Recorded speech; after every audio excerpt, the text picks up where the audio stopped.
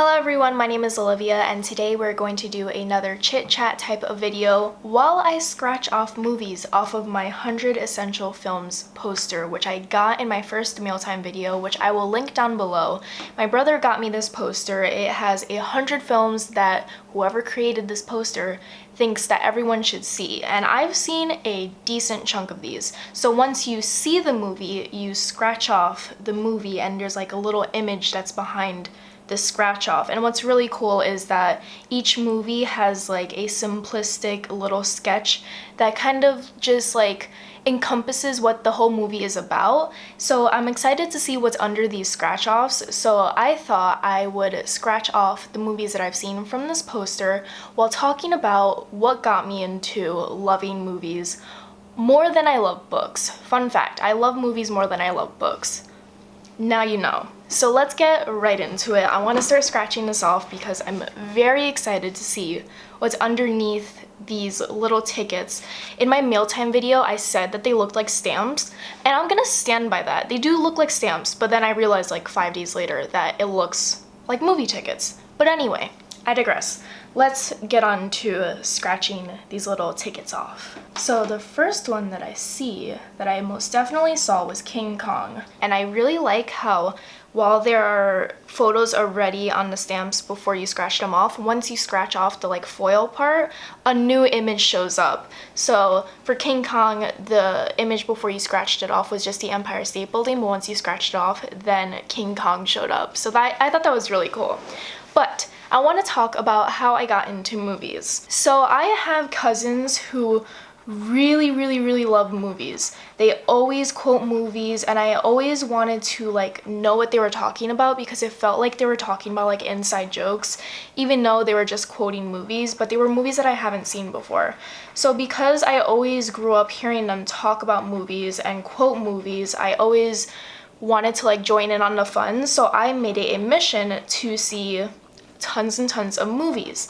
And my interest for movies was always there because my parents always showed us movies. We were always really big on like watching movies and also going to Broadway. We were really big on like entertainment.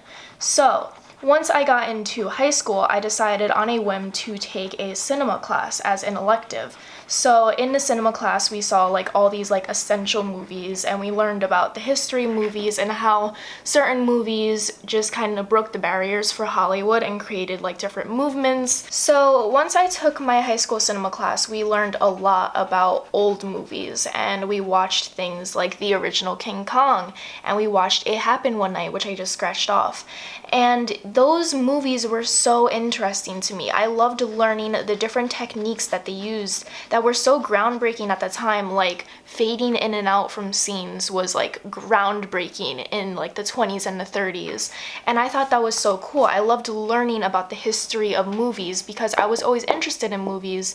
And like I said before, I wanted to like connect with my cousins and be able to understand their references because they were always quoting movies and I wanted to be in on that. So with my high school cinema class, that just showed me the different techniques of movies and the different techniques that are used in editing and in shooting, and how like cinematography and different types of editing can really change a movie and make it feel like an experience. So once that was introduced to me, then I absolutely fell in love with movies, and then I researched the AFI's top 100 movies of all time. And the AFI is the American Film Institute. They're like the people who are like, they know everything about movies.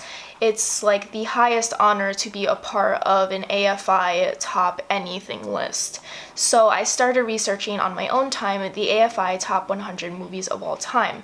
And that happened because I went on the ride in Disney World, which is in MGM. It recently closed. It haunts me forever. I lose sleep because that ride is closed. And I think it's called like The Greatest Shows. I'll put the name like right here. But my dad and my cousin and I went on that ride, and it's such an immersive and long Disney ride. I'm pretty sure it's one of the longest Disney rides that they've had in the park. And you go through the ride and you get to see these actors act out really famous scenes from movies in front of you, and you get to see all these famous movies, and you go through the different sets, and then at the end of the ride you get to see a bunch of clips from the most famous movies of all time. You get to see Casablanca, you get to see scenes from Wings, you get to see Wizard of Oz, so many different movies. And I was like, I want to see the top 100 movies of all time. I want to be able to know about all these movies that they've shown. So that led me to the AFI Top 100 list. So I searched up the AFI Top 100 list and I printed them out because type 1 over here. I printed out 2 lists. This is the AFI Top 100 Movies of All Time 10th Anniversary Edition, so there are more modern movies added to this list, but this is the original Top 100 Movies of All Time. I counted it yesterday and I've seen 52 on both lists, so I'm over halfway through the AFI Top 100 Movies of All Time, and the highlighted ones are the movies that I really enjoy that I would want to talk about in a future video.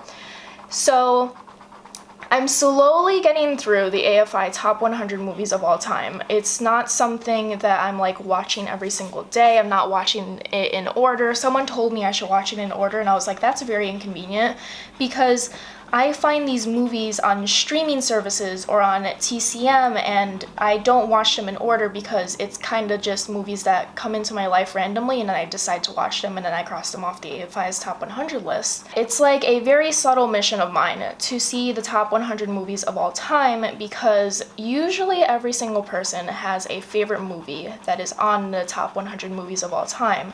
And if I haven't seen it, they're always like, I can't believe you haven't seen XYZ. Like, I can't believe you haven't seen Sunset Boulevard. And I'm like, I know. But it's on the AFI's Top 100 Movies of All Time, so I'm eventually going to see it. It's actually on Netflix. Oh God. Don't scratch. If you have this poster, do not scratch like you're scratching off a lotto ticket. Do it very gently. So in case you're wondering which ones I have scratched off already, I've scratched off King Kong, I've scratched off It Happened One Night, which is one of my favorite old Hollywood movies. I scratched off Snow White and the Seven Dwarfs, Wizard of Oz, Mr. Smith Goes to Washington. I've seen All About Eve, but I haven't seen it all the way because I was watching it on my laptop right before bed and then I fell asleep and then I never got to finish it. So I'm not scratching it off until I see it all over again. For the original list, the #1 movie of all time is Citizen Kane. And for the 10th anniversary list, it is also Citizen Kane. And a lot of people have a lot of feelings about Citizen Kane. A lot of people say it's boring. A lot of people say it's too long. I agree it is too long. But I can agree that it's possibly the #1 movie of all time, simply because it was so groundbreaking at the time. Like, the different techniques that were used in that movie were some things that Hollywood have never seen before. And I also just love how Orson Welles was like, I'm like 26, I'm bored, let me make the #1 movie of all time. I'm just like, wow, what an inspiration. So I saw that in my high school cinema class, and I feel like that, Casablanca, It Happened One Night, were the 3 movies that just like sparked my love for old Hollywood. And there's just something about old Hollywood that really interests me, because I know a lot of people always ask me like, why am I so interested in just old Hollywood? And I'm not just interested in old Hollywood, I'm interested in all movies. But old Hollywood, there's something about it that's different than movies today. Or most movies today. For old Hollywood, there's just certain melodrama that's in every single movie. The acting is just a little bit bad. There's more like elaborate costumes and you could see that the set is fake, and sometimes I like that. Sometimes I like knowing that they're in a studio and they only have a limited amount of space to make this film, and I think that having a limited amount of space to make a film can really test your limits and make it much more interesting. And I also just really enjoy the different ideas that they had for old Hollywood. Like, there were a bunch of film noirs at the time that we don't really see today, that I wish people would bring back. I wish people would bring back film noirs because they're so interesting. But I just love old Hollywood because of the actors and the drama behind it all and the things that they did to break the boundaries of Hollywood at the time, because they were always inventing new techniques in filming and editing.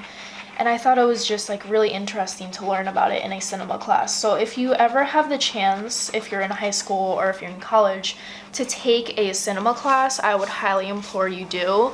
Even if you're like slightly interested in old Hollywood, I would recommend that you try it out just to see if you enjoy it, because oh my god, there's so many like flakes around me. Oh my god. When you take a cinema class, you just learn so much about the history. You're not learning from like a textbook. You have to watch these movies to see the techniques and to see the different movements that were made. And I just think that everyone should take a cinema class at least once in their lifetime if they can, because you can learn a lot from it.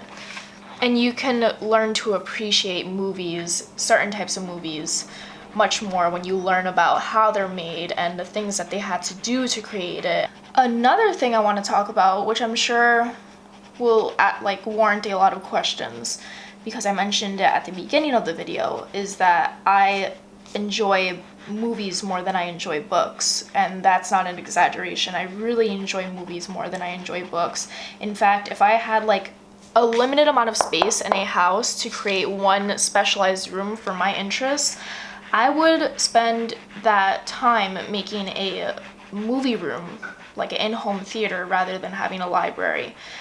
For me, movies impact me more than a book ever could, simply because I'm a visual person, so watching someone break down and cry, or watch someone get chased by another person, or watching a mystery unfold impacts me more because I'm able to see it rather than read it. And I've noticed that I have seen a lot of movies in my lifetime, and I can probably tell you the plot for every single one that I've seen in detail. But if you were to ask me about a book that I read a week ago, I can't really recall. And I don't know why that is. Maybe because with a book, there's so much information. Usually it's more than like 300 pages. So you're spending lots and lots of hours reading this one story, trying to get every single detail into your mind.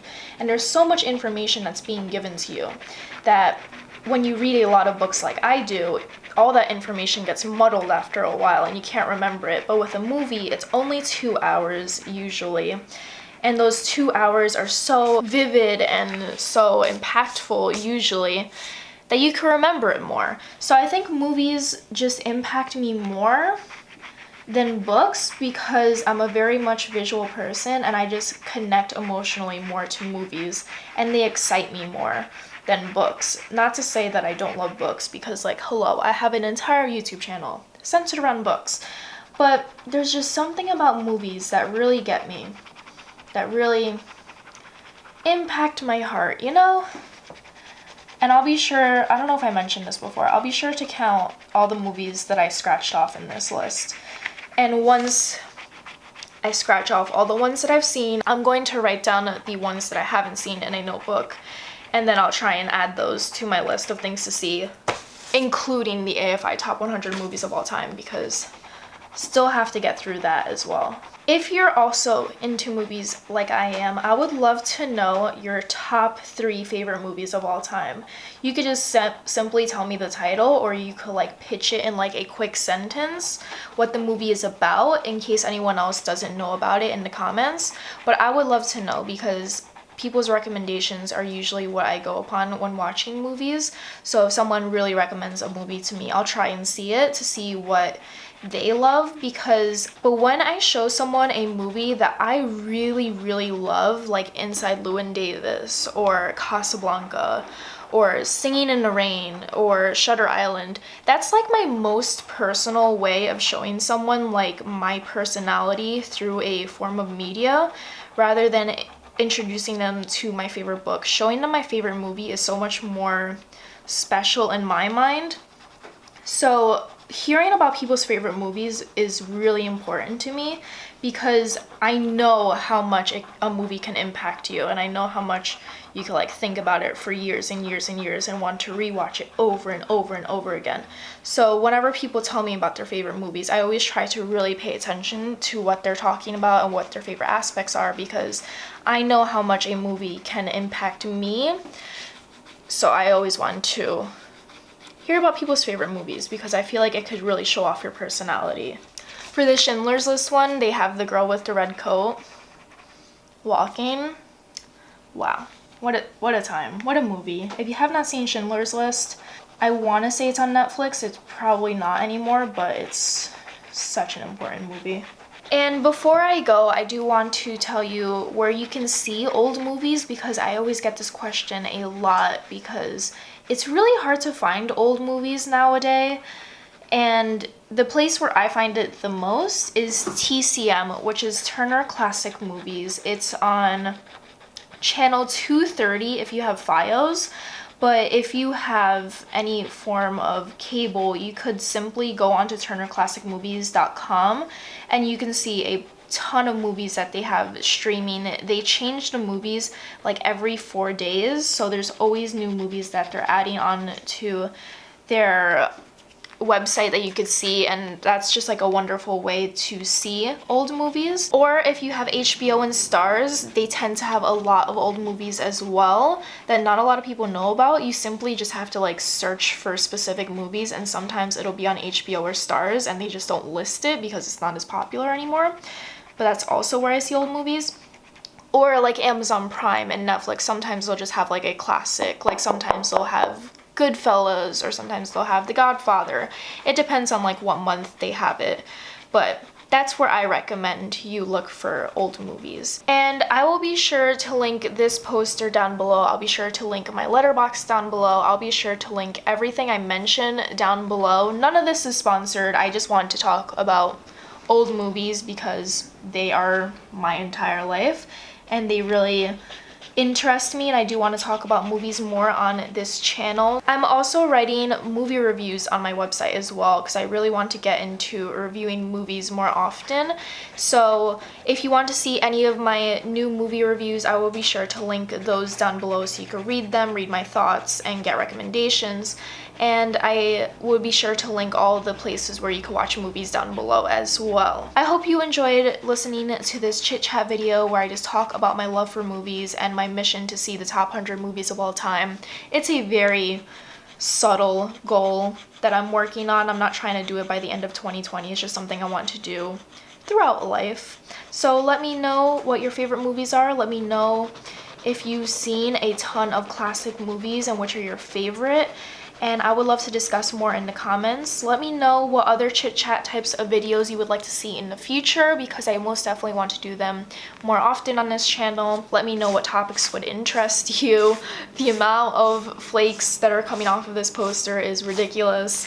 But I hope you enjoyed watching this, and I will be sure to put the number of movies that I've scratched off right here so you can see how far in I am into this poster to see if I'm more than halfway through or if I'm less than halfway through. But I hope you enjoyed this video, and I will see you in another one. Be sure to subscribe if you have not done so already. Be sure to turn on the bell icon so you can be notified every time I post. It's usually every Sunday. You're not going to be bombarded by notifications, but it's a great way to make sure that you don't miss any videos that I post. Thank you so much for watching. I hope you have a wonderful day. Goodbye!